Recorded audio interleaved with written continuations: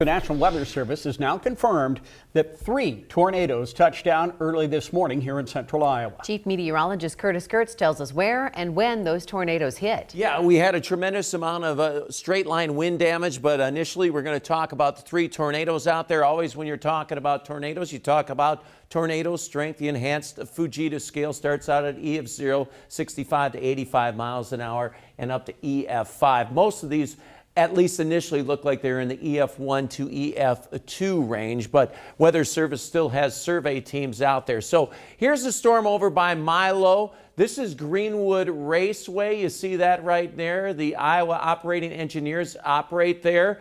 We had a Barron tornado index 7.2. This is a scale of 1 to 10. 7 is very high. Look what the shear on this was, 126 miles per hour. National Weather Service surveying this, but based on what we see here on radar, that's probably an EF1, EF2. They'll give us more information on that as we move on through. So that's the storm there. We also had a storm over to the Badger Creek area. And at this time, unfortunately, my system has locked up temporarily. There we go. And this is Boonville. And you slide down. Here's Badger Creek right there. This is shear rate. And look at this. Extreme shear rate as it moved from Badger Creek crossing Timber Ridge Avenue. So a tremendous amount of rotation with that storm there. Then the Tracy tornado. This one, the Weather Service has looked at an EF1 storm. On the ground, 1.5 miles with 150 yards. Maximum winds 110 miles per hour. And about 3 minutes on the ground there. So that is the storm they looked at. They got teams out looking at the storm near Milo, Lacona area, and also towards the Badger Creek area. For this evening, if you're headed out, you should be A-OK. Temperatures in the 80s, will be dry through 11 p.m., but we do have a storm chance tomorrow. I really don't think it'll be severe at this time, but could be some heavy rainfall. It'll start to impact southwestern Iowa early in the morning hours, sliding through the metro probably by early afternoon. Thank you, Curtis. As Curtis just showed us, people in several central Iowa communities are still picking up tonight. KCCI's Alex Schuman shows us the extent of the damage.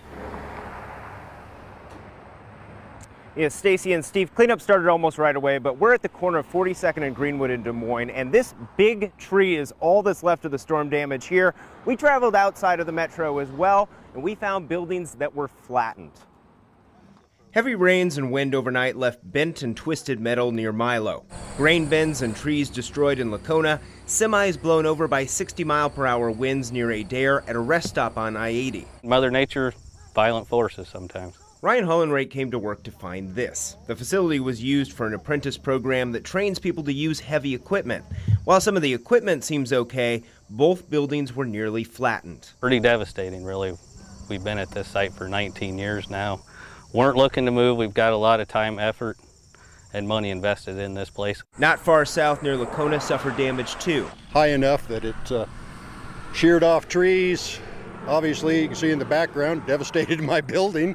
It's a complete loss. The National Weather Service confirmed Lacona was one of the towns hit by a tornado. We were without power for probably 3 hours after the storm. The metro suffered some damage as well. Mid-American Energy said more than 20,000 customers experienced power outages overnight.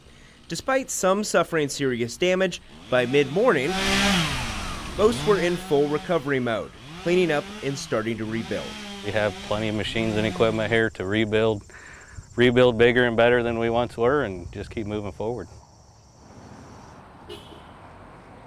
The National Weather Service is still surveying in different areas. Luckily, no one was reported to be seriously injured in this storm. Live in Des Moines, Alex Schuman, KCCI 8 News, Iowa's news leader.